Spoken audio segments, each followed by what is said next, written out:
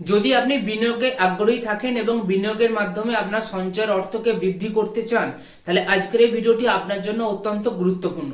সাধারণ মানুষের কাছে বিনিয়োগের সবথেকে বিশ্বস্ত এবং ভরসার জায়গা ব্যাংক এবং পোস্ট অফিস।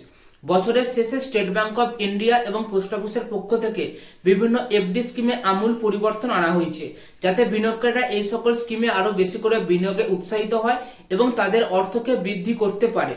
এই ভিডিওটিতে আমি আপনাদের সাথে এই গুরুত্বপূর্ণ আপডেটগুলো নিয়ে আলোচনা করব, তাই ভিডিওটি বিনা স্কিপ করে সম্পূর্ণ দেখবেন। এই ভিডিওটি বেশি বেশি করে শেয়ার করবেন আপনার পরিচিত সমস্ত ব্যক্তিদের সাথে যারা বিনিয়োগে ইন্টারেস্টেড আছে। এরকম ইউনিক এবং হেল্পফুল ভিডিও পেতে ভিডিওকে লাইক, চ্যানেলটিকে সাবস্ক্রাইব ও ফেসবুক পেজটিকে ফলো করে পাশে থাকবেন। তো চলুন আজকের ভিডিও শুরু করা যাক। প্রথমে দেখে নেওয়া যাক এসবিআই পক্ষ থেকে এফডি স্কিমে কি কি পরিবর্তন আনা হলো। এসবিআই পক্ষ থেকে 7 দিন থেকে আপনি 10 বছর পর্যন্ত যে কোনো এফডি স্কিমে বিনিয়োগ করতে পারবেন এবং সেখানে সাধারণ নাগরিক এবং প্রবীণ নাগরিকদের জন্য ইন্টারেস্ট রেট বিভিন্ন আছে। তো এই চার্টে আমি আপনাদেরকে দেখাচ্ছি কি আগে ইন্টারেস্ট রেট ছিল এবং কি কি পরিবর্তন করা হলো। এর পাশাপাশি আপনি যদি এসবিআই উইকেয়ার স্কিমে 5 বছর থেকে 10 বছরের জন্য বিনিয়োগ করেন, সেখানে সাধারণ নাগরিক এবং প্রবীণ নাগরিক উভয়ই 50 বিপিএস অতিরিক্ত ইন্টারেস্ট রেট পাবে। এর পাশাপাশি যদি আপনি এসবিআই জনপ্রিয় প্রকল্প অমৃত কলস প্রকল্পে বিনিয়োগ করেন, সেখানে সাধারণ নাগরিকরা 7.10% হারে ইন্টারেস্ট পাচ্ছে এবং প্রবীণ নাগরিকরা 7.60% হারে ইন্টারেস্ট রেট পাচ্ছে। এই এসবিআই অমৃত কলস প্রকল্পে আপনি 31শে মার্চ 2024 পর্যন্ত বিনিয়োগ করতে পারবেন। এবার দেখে নেওয়া যাক পোস্ট অফিসের এফডি স্কিমে কি কি পরিবর্তন করা হলো। পোস্ট অফিসের যে সকল জনপ্রিয় স্কিম আছে প্রায় অধিকাংশ স্কিমেই পরিবর্তন করা হলো। পোস্ট অফিসে আগে জয়েন্ট অ্যাকাউন্ট মাত্র 2 জন ব্যক্তি খুলতে পারতো, তবে বর্তমানে সেটা 2 জন থেকে বাইরে 3 জন করা হয়েছে। এর পাশাপাশি পোস্ট অফিসের এমআইএস স্কিমে আগে সিঙ্গেল অ্যাকাউন্টে 4 লক্ষ টাকা পর্যন্ত জমা করতে পারতো, তবে বর্তমানে সেটা বাইরে সর্বাধিক 9 লক্ষ টাকা পর্যন্ত করা হয়েছে।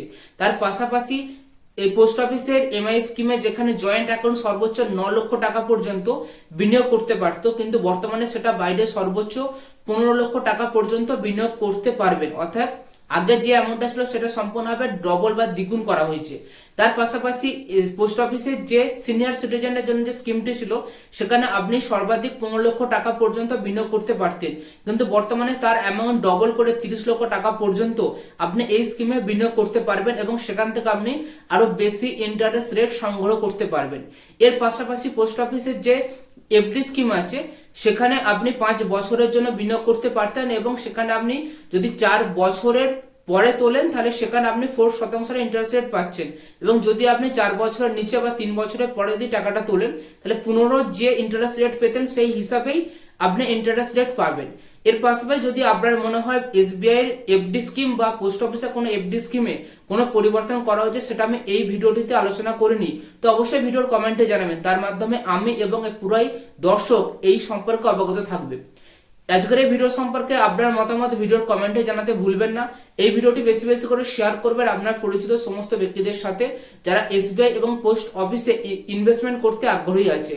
এরকম ইউনিক এবং হেল্পফুল ভিডিও পেতে ভিডিওকে লাইক, চ্যানেলটিকে সাবস্ক্রাইব ও ফেসবুক পেজটিকে ফলো করে পাশে থাকবেন। এই চ্যানেলে আপনার পরবর্তী কোন বিষয়ের উপর ভিডিও দেখতে চান ভিডিওর কমেন্টে জানাবেন, আমি আপনাদের জন্য সেই ভিডিও আপনাদের এই চ্যানেলে নিয়ে আসবো। তো চলুন দেখা হচ্ছে পরবর্তী কোনো ইউনিক এবং হেল্পফুল ভিডিওতে।